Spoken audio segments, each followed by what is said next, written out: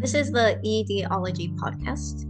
I am your host, Elka Kubaku, licensed social worker and psychotherapist. In this podcast, we explore divisive issues around food, health, and body image with the goal of mending relationships within the eating disorder recovery professional community and creating a space where a multiplicity of perspectives can coexist harmoniously.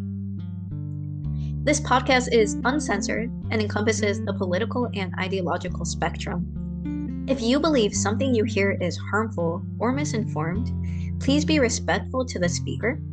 And also, feel free to reach out about recording another episode on the same topic from your vantage point.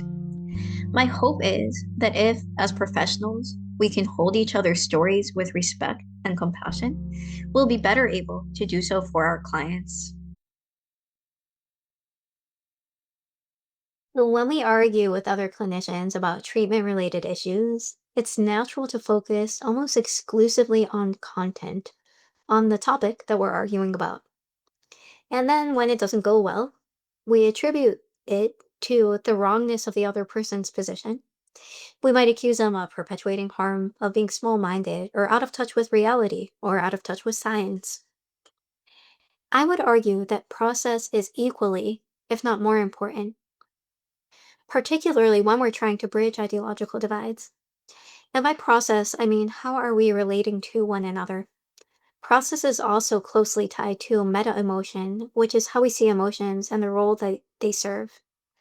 What do we believe about the value of expressing or not expressing emotion in different contexts? On this episode, I have with me Dr. David Wiss.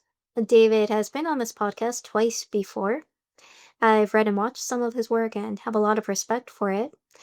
And in previous conversations, we've also bumped into some of our differences in process and in how we approach emotion and lived experience.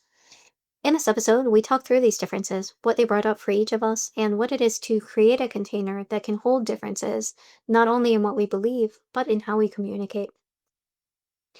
We also discuss to what extent lived experience is valuable while in a professional role. If you've listened to other episodes of this podcast, you likely know that I focus a lot on people's lived experience, with the goal of bringing people together by understanding the context and stories that shape our positions.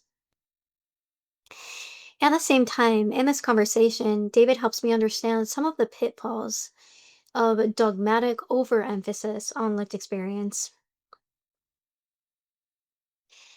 David is a researcher, mental health nutritionist, and Institute of Functional Medicine certified practitioner who bridges nutritional science and psychiatric care through comprehensive root cause analysis. He founded Nutrition in Recovery and the Wise My Nutrition app, integrating cutting edge, personalized nutrition protocols into substance use disorder and eating disorder care. David's work has been cited in National Geographic, the New York Times, the Washington Post, and he has authored over 30 peer reviewed publications examining the complex relationship between ultra processed food addiction, eating disorders, and mental health. As someone who witnessed firsthand how ancient wisdom can restore hope when traditional treatments fall short, David practices and trains clinicians in whole person integrative mental health.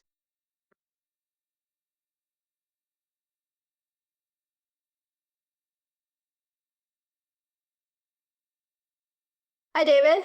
Hi, Elka. How you doing? Pretty darn good. How are you? I'm good. So I'll say a little bit about what I'm hoping to cover, and then tell me if you're entering with anything as well. Okay. So Tell me what you have in mind. I was just coming back to our last conversation that we had after dialogue and thinking about that as I'm preparing for some more dialogue. And the things that I feel like are open that I want to hear more from you about are firstly, I know that you've been doing dialogue probably a while longer than me. So I wanted to hear some more about your experiences with that. And then the other things, which these are a little bit more conversational, I know we had spoken through some ideological and some practical aspects to what it is to share personally in dialogue. So one piece was where we had spoken about the role of lived experience in conversations among clinicians. And the other piece also this that this is a public forum. So what am I able to share publicly and what kind of effect does that have? Which makes it different than conversations that are offline where there's oftentimes more space to go into what is more vulnerable. So, can you start by telling me about past experience with dialogue? Dialogue. Great word. And I know that it's a big part of what you're unpacking and offering here in these conversations. As a scientist, dialogue is part of the deal, right? Mm. Especially when, debating scientific theory. And I think it's exciting for some people who have intellectual backgrounds to want to engage in dialogue and um not necessarily consensus building but debate, right? People like that. There's some brains scholars that people just like to, you know argue for argument's sake, debate, dialogue, and it feels productive for some people.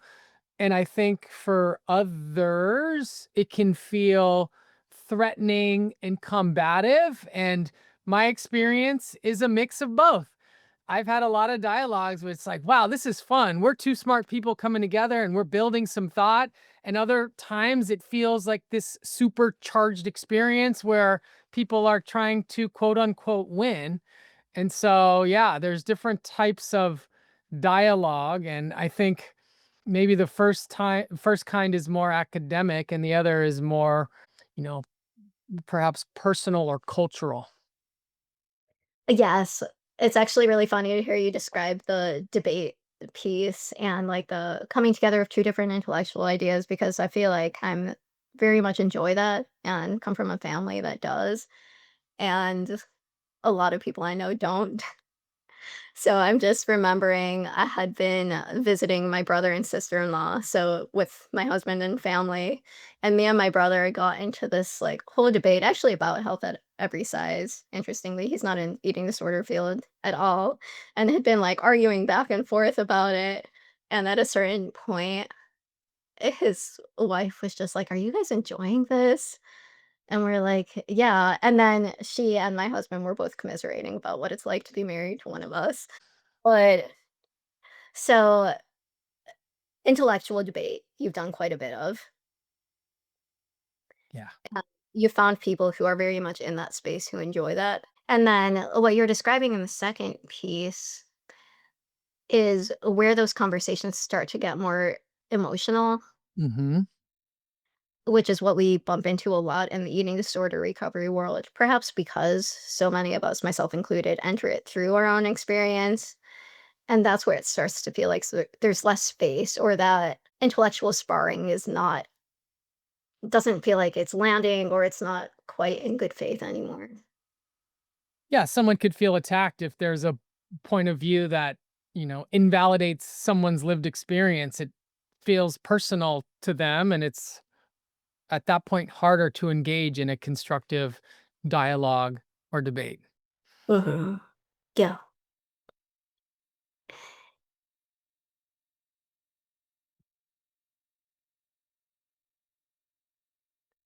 And so in this space we've moved, it's kind of interesting. Something that I've experienced, and I'm curious what your experience of our conversations has been. It's really, really interesting for me because in some ways I feel like our ideologies or viewpoints are very much aligned. And I've said this to you in our email communications, but everything that I've read or listened to of yours has like really landed and felt like it really captured a lot of what I believe in. And then in our conversations, it feels like there's something in our process that's really different. Hmm. Have you felt that way or has it felt different for you? I do hear you and I understand what you're saying, but I guess I try to assume that people are different and have different processes and sort of normalize that. For sure. Yeah. And so I'm comfortable with that. I mean, just like you, I talk to people for a living and navigating different processes and communication is just part of navigating people in general. So, yeah, Sure. I hear you and I agree. And that brings me to when we were talking about the role of lived experience, and you said that was what sort of you had been playing through some thoughts around that, the role of lived experience, scientific data. Tell me a little bit about what's been going through your mind around that. Yeah, I'm recalling that, we had a great conversation with three of us maybe earlier this year or last year, and one of the themes that emerged was a difference in seeing the world through the lens of quote unquote lived experience versus through, published scientific research. And I know we've talked about it. I've shared that I have a personal story that I have gotten to share a lot of, and my lived experience is out there with the world. And so I am no stranger to lived experience. In fact, people ask me for it often, and I'm very privileged to get to share it. And sometimes I feel inclined to lean into that part of my story, and other times it feels more appropriate to kind of think about what investigators have discovered, found, etc. On matters of healthcare, I've always argued that they both have a lot of validity, and that in matters of science, we tend to favor evidence over lived experience. But I have noticed something in the last 10 years. We are living in a social justice revolution era, which means that there's a lot of civil unrest and a lot of interest in challenging status quos. And there's a lot of voices that have historically been marginalized that are being amplified. And there's a lot of people that are, like I said, challenging entrenched systems. And I identify as a revolutionary, so I connect with that type of energy. And I do think that one of the themes, one of the trends, was that a lot of historically marginalized groups or minoritized groups did sort of realize, I think probably, like I said, in the last 10 years, that a lot of the scientific literature was, studies conducted on people that were not them, right? And so it sort of gave birth to an era where people started to say, "Hey, wait a minute. That's so cool that you have evidence, but like, have you studied my culture?" Right? And so I believe that there was a shift, just like there's a lot of societal shifts that were necessary. But like in the era of social divide and polarization, those shifts tend to go too far. Right. And that's where I always sort of speak up, is that lived experience has always been of tremendous value. But in the last 10 or so years, when people have been speaking up about social injustices, there was definitely a culture that emerged, which was, we don't care about your science. Your science is biased and it was funded by people who don't care about us. All we care about is our lived experience because here we are. And I saw that happening and I was like kind of rooting for it. Like, yes, more of that. But it went too far when all of a sudden people stop actually respecting science and just start telling personal stories. It's almost like we went backwards in time in some ways. And so I have a view that lived experience is and always will be of supreme value. And because of social divide and social justice related issues, people started to really over prioritize it. And I've even heard about specific conferences where, they used to have academic presentations and now it's just lived experience. And to me, right? To me, that's just an example of some dynamics falling out of balance. So you're very much in favor of the lived experience to a point or in a particular context. When you say there are spaces where I've shared my lived experience publicly, and there are spaces where I just don't think it matters that much or it's not a Mm. part of what I'm giving to other people. Tell me more about the spaces where you share your lived experience and what motivates that. Yeah, so I think that in the context of mental health recovery, there are obviously clinical settings where those conversations are had, and there's also more peer-to-peer social support, what I sometimes call shoulder to shoulder type environments that are more altruistic in nature, particularly in the addiction recovery world. There's this huge emphasis on, a personal story. And I think the assumption is that people are suspicious. Someone that has trauma and mental health challenges generally are in a space where they're not just readily accepting information from anyone. And so it is critical to win someone's confidence. And the way you do that, if someone, for example, is new to addiction recovery, is you share a part of your story that really makes the case that I am you and you are me and we are the same. I have what you have, and therefore we should build something together. And so it almost feels like lived experience is necessary to build some rapport in certain settings, particularly when there is a lot of distrust, trauma, addiction history, etc. And that's when the value of it really is super clear to me, is that we need a common ground before we're going to move forward.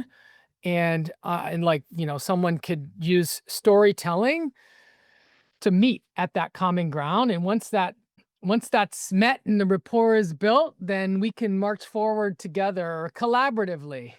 And so that to me is where I see a lot of value there. Yeah. Relationship building. Yeah, Lived experience is a tool for relationship building. that's right. That's so interesting to me the way that you're describing it when you talk about there's so much distrust and people are entering with a lot of trauma, a lot of pain, a lot of suspicion. And when you share your story, they're like, okay, I can relate to you. I can come together with you. And it feels like that is at the root of a lot of the movement toward lived experience in maybe the psychotherapy world, or I would say social media psychotherapy world, is there's so much distrust and so much suspicion and so much pain in society now and historically. So people are just like, we've been through all of this together, and I want you to know that I'm on your side. And there are limits to that, or there are places where you're like, this has gone too far. Tell me what the concern is there. Well, from a scientific standpoint, you enter into what I would call a biased worldview, where one over extrapolates the value of their own story. And this is the biggest trap that I'm concerned about, is when someone has a lived experience that feels deeply valid to them and then has a healthcare practice that is based on the assumption that other people have the same lived experience, or that it is on them to figure out if their lived experience matches, and that it's the patient's responsibility to just find the person that has the same lived experience. And that if someone has a different lived experience, then they don't get like a different treatment or a different perspective. They sort of suffer in the care that they're receiving. So that's one problem, I guess, extrapolation, seeing the world through the lens of one's individual experience feels narrow to me. The other, and this probably comes from my own bias in my own experience as someone that actually I do have like a really potent story. I I actually have been to some really low places, right? Would be that I'm gonna spend the rest of my life leaning on my story and even attempting to milk it for its value, to the point where, right, like that becomes, you know, a part of my identity that can't be separated from me. You know what I mean? Over identification with an illness, I think is also potentially dangerous for some conditions, maybe less so for others. But yeah, I guess because I have a pretty cool story and I've told it quite a lot, maybe I have a bias here because it gets old. Maybe it gets old and that like I don't think that I should um spend the rest of my life tethered to the events of 2003, 4 and 5. Mhm. What was the phrase you used? Milk it for its worth? Hmm. That's an emotional phrase. Almost a kind of disgust, like, ew, I don't want to do that. Hmm. Does that feel accurate to you? It does. And if I do a little digging, which is I think why we're here and why you asked me to talk, perhaps yeah, maybe for me it's the fact that I appear as the most socially advantaged group, right? That people make assumptions about me as a straight white male, okay? And that I would then be leveraging my own personal story of adversity to try to level the playing field or to let people know that I've had a hard life, that I'm like working really hard to let you know that I've been through a lot and it hasn't been easy for me. That feels exhausting.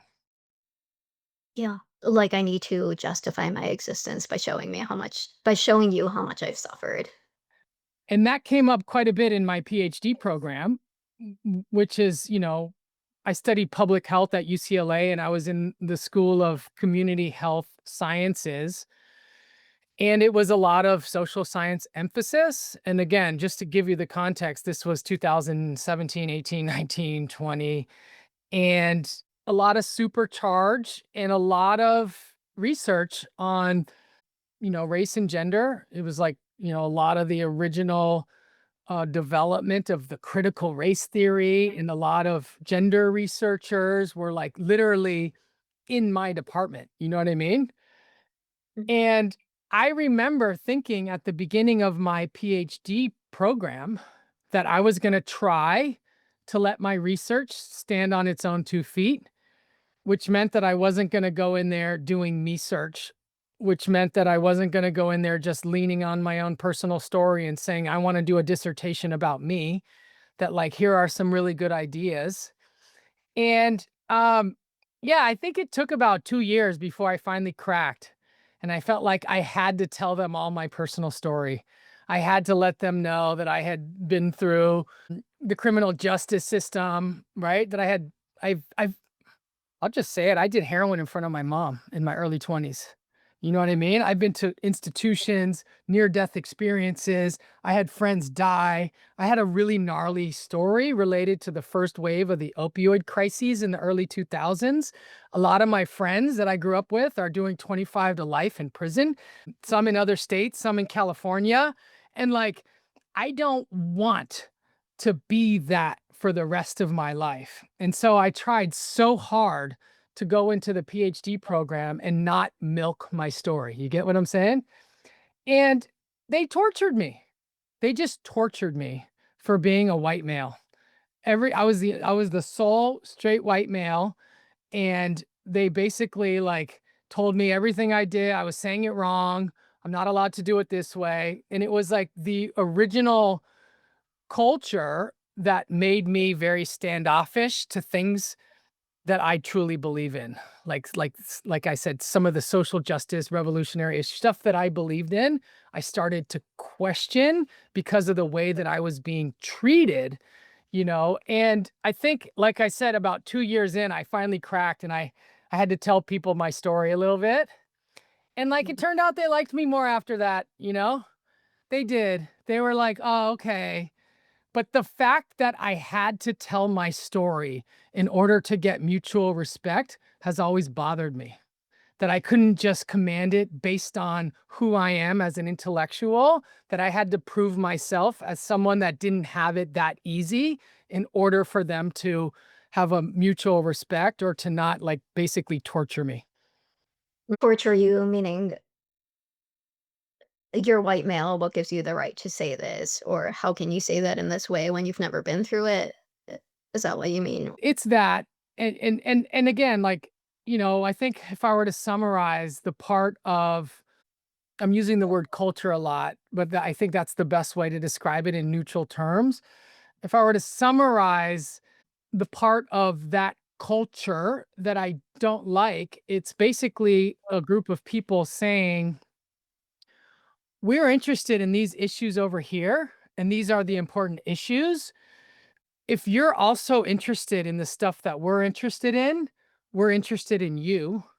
But if you're not interested in the stuff that we're studying, then you are a threat and you are no good to us, and we want you to leave." That's how it felt. And so there was a time I remember, I'll never forget it. I actually survived the opioid crises in the early 2000s, and it got worse and worse and worse. And it got really bad in the 2000 teens, right? 15, 16, the fentanyl came, and there was medications, and it got really, really bad. And here I am in a PhD public health program, and I wanted to do some work on the opioid crises, you know?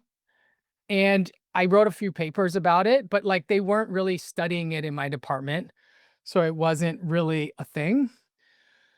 But yeah, I'll never forget a student who was studying other things, specifically race, said to me in front of a lot of people, "I bet you only care about the opioid crises because it affects white people, right? During the Which crack cocaine epidemic, no one cared. And now here you are, you care because this thing is affecting white rural people. Is that true?" And those are one of the moments when I was like, you have no idea what I've been through. And so, yeah, thanks for bringing all this up. I realize that maybe I have a bias against overemphasis on lived experience because I've had to like straddle certain fences and be very mindful about when to leverage my story versus when to sort of opt out of it. But I also have a gnarly story.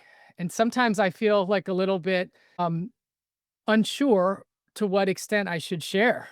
Right. Even today, when I was like telling you some details about the early 2000s, I was like, is this a good idea? Like, should you be saying this here? And like, to be honest, I honestly don't know. I don't know if it's a good idea that I share some of the details of my own sort of adversity, mental health, addiction story from 20 plus years ago. I do it. I just don't know how much I want it to be part of my professional identity, if you understand what I mean. I want to actually go more into those hesitations. Before I do, there are a couple of really important points that I heard from you. And if I can put them in my own words, it's just I don't want to feel like I have to buy my worth through my previous adversity. That's right. It feels in some way almost like self-exploitation, like I'm taking that old version of me and using it to get something. That's right. That's the milking part. Yeah. And what I do want, if I were to phrase that in the positive, is I want you to just listen to me. I want you to hear me for where I'm at right now and for the value that I'm bringing. Mhm. I don't want my suffering to be the one defining factor of who I am. Thank you for summarizing. Yeah. Tell me about your hesitations when you shared some of what you've been through with the opioid use and addiction and having lost friends or having friends who are incarcerated because of it. You have some ambivalence around, should I be sharing this? Should I not? Tell me what's on both sides of that. I think that obviously a lot of stigmatized conditions exist. M Addiction history is one of them, and for good reason. I think most people know someone who has a addiction history who has hurt them, right? And, you know, I mean, I built a whole group practice called Nutrition and Recovery. I shared earlier that I've like spoken all around the world. This is a big part of who I am. But maybe like when I start getting into details the way I did today a little bit, I did feel a little dissociation.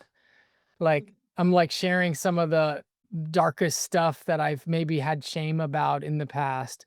part of why people do that in the recovery sphere is to normalize it and to turn something that would just be horrific to someone into something light and funny to some other people, you know? And if I were to say something similar to what I said today in a room of people that were in a detox or some, state-funded treatment center, it would be well received, for sure, because people have had similar stuff. But, when you talk to like a more broader, generalized audience, it is safe to assume that some people can get a little uncomfortable and a little assumptive about certain types of things. And that's happened to me before, you know? For sure. Yeah. Yeah, that makes sense. That's a legitimate fear. I've had a lot of people come on with, and sometimes people will be like, I have eating disorder history, but I don't want to share it because Mhm. I work in a treatment center where if people know that about me, I'll be seen differently. So that is, in some ways, it sounds like there's an emotional component to it, which is like, this is something that maybe I still carry some shame around. So it feels hard to speak about it. And there's also a pragmatic component, which is like, I don't know who's hearing this and how this. Right. And in those like contexts, where there is like a deep interest in the details of someone's story, the truth is that the feeling associated with some of that stuff is more is less shame and more pride at this point. Like I've been through some things, right? Yeah. I've survived. Oh, it feels good. Don't you like, I've survived some real adversity. And so I think that there's more pride than shame. And I also don't want people to pick up on the fact that like maybe that I have pride about a gnarly story that I've been through too.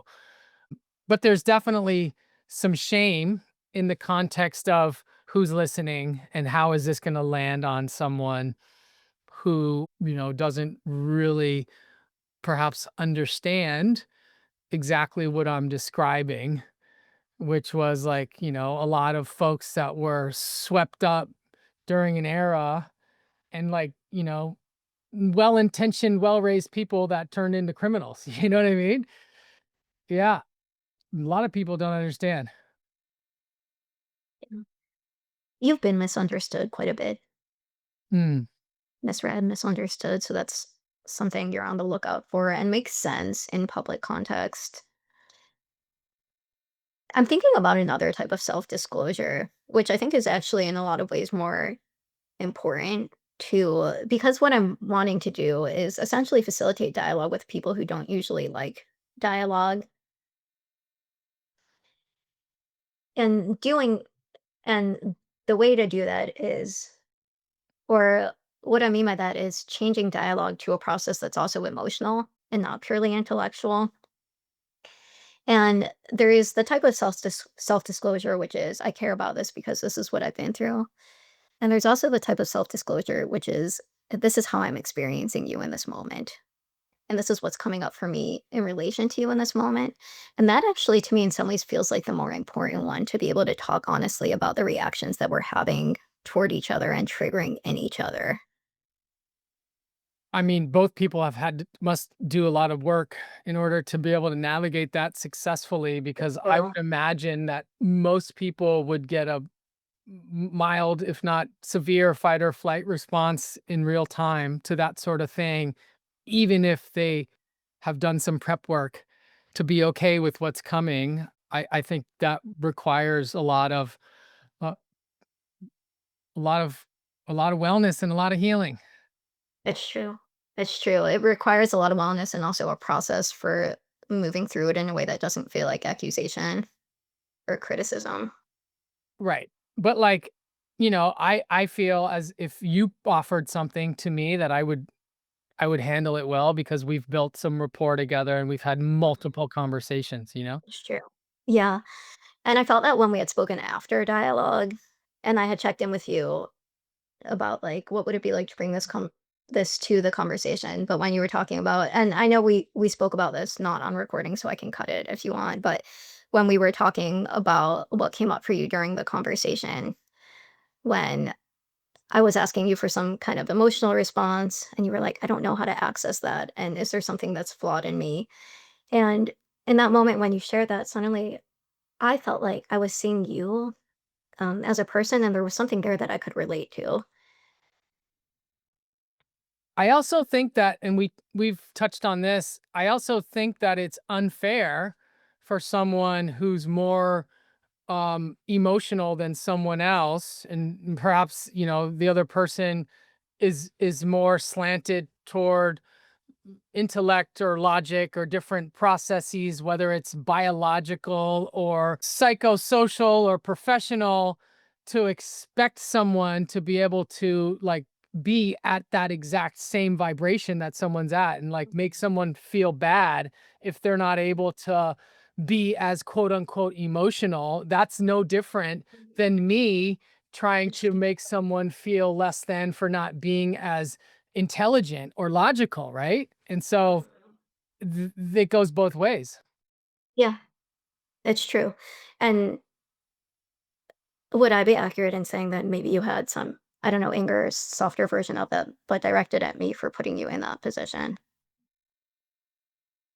Yes. Yeah. And I'm also familiar with that as a, therapeutic approach that some people, end up being frustrated with, right? The therapist endlessly trying to pull them into, how does that feel? Where do you feel that in your body? How does that affect you right now? And that there's a lot of people that don't know how to accurately answer that always, but that's part of the quote unquote therapist toolkit, you know?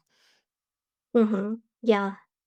And I appreciate you saying that because I'm questioning even in myself. My husband had listened to both of our episodes together actually.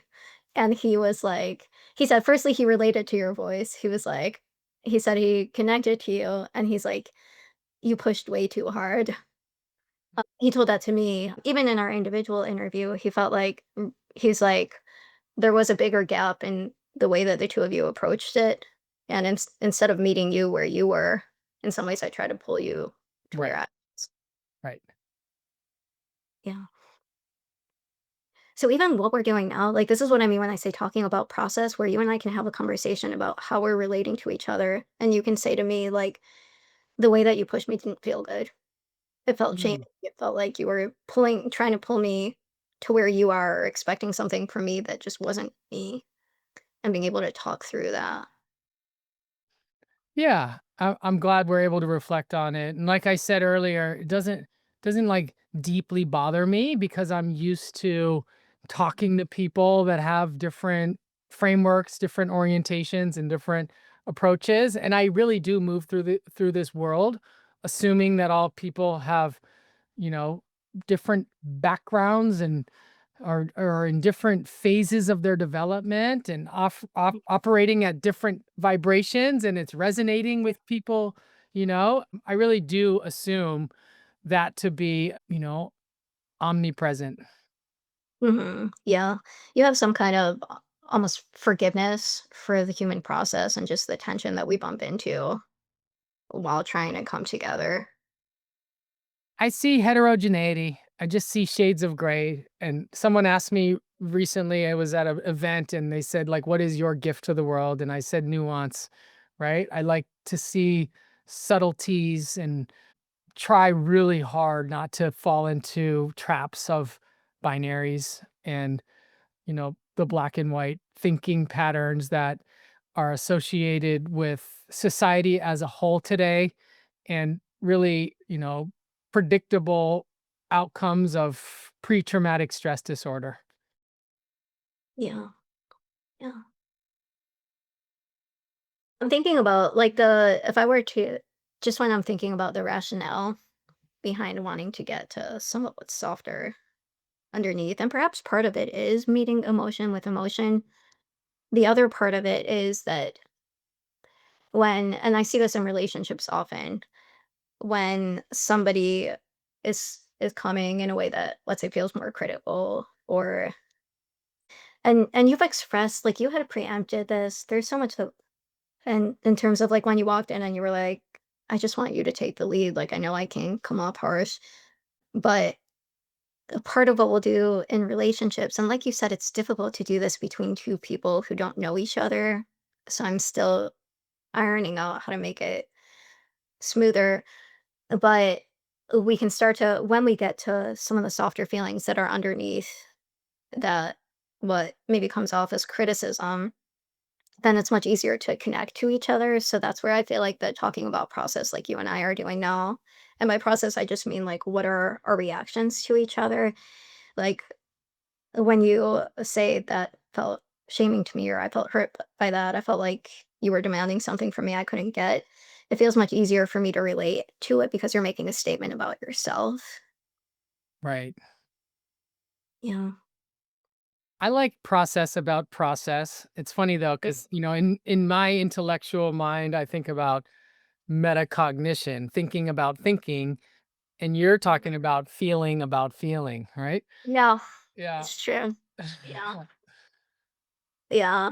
I'm thinking about what would be the alternative if, and I'm wondering also if some of the divide that we experience is reflective of maybe some of the larger divides that are happening, like between academic and clinical field, where you have, especially in the eating disorder recovery world, where it's,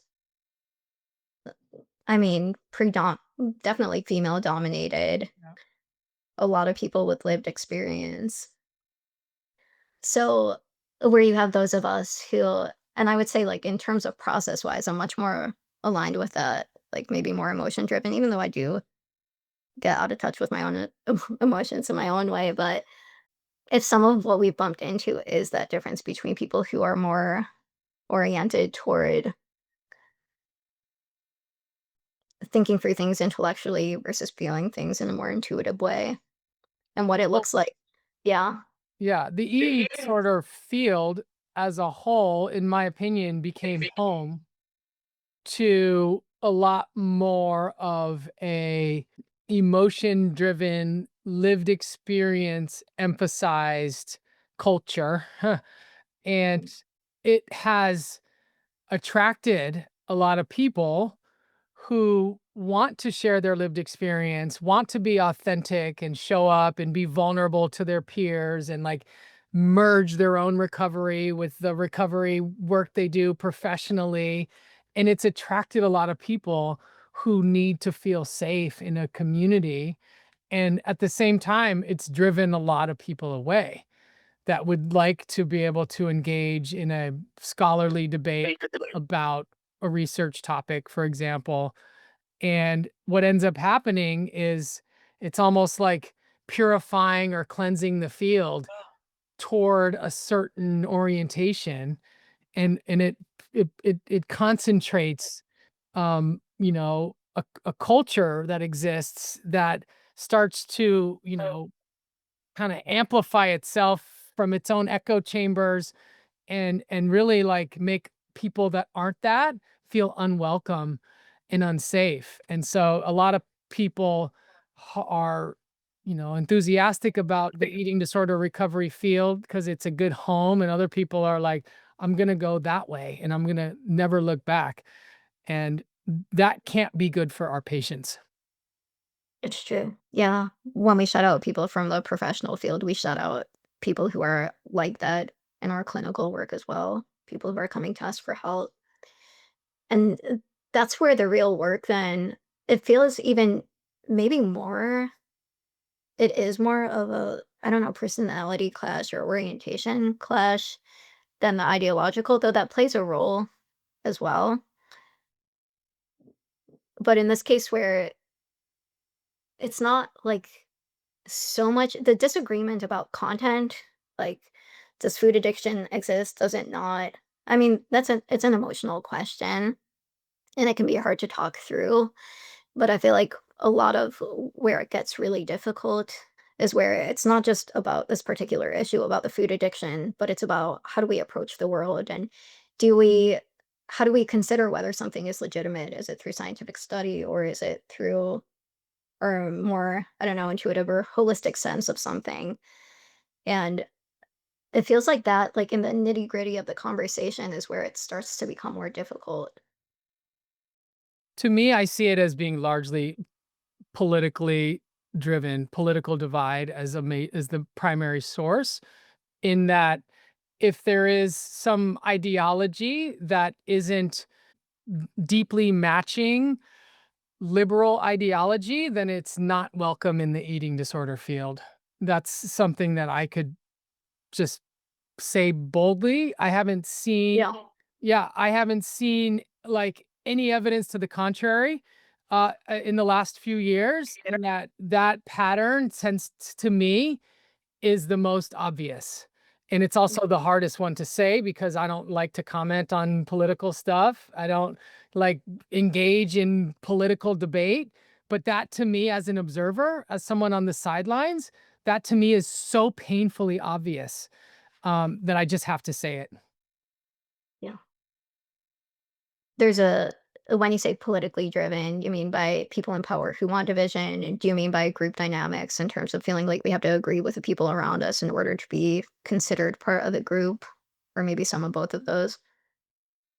Yeah, that the pressure for groupthink and conformity is such to where if you show any signs of being divergent in any thought processes, you are running the risk of being outcasted, outgrouped, etc. And that basically forces people to perhaps um, consciously agree to things they don't agree to, or subconsciously join in on the collective consciousness in the area. But the end result is, like I said, a shrinking, a purifying, and a cleansing of ideology to where more and more people have consensus, and people that tend to have differing views go elsewhere. And that, has just been so obvious to me for now about, 8 years. And I've written extensively about it. One of my early blogs was how the nutrition field became toxic and describing exactly this. But Yeah. yeah, I think it's relevant to our conversation because a lot of the intellectual, scientific, or academic pursuits don't necessarily feel welcome. Whereas, someone's, you know, 9-month stay at a PHP IOP does. Mhm. Yeah, it's true. There are definitely larger scale processes happening and group processes.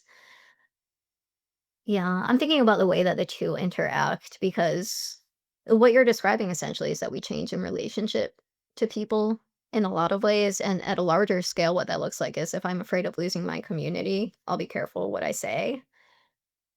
And at the same time, it's also the way that we come back together is through relationship building. I also think a different way to say it is that people take on the consciousness of the majority of folks in their social network, Mhm. not knowing it subconsciously.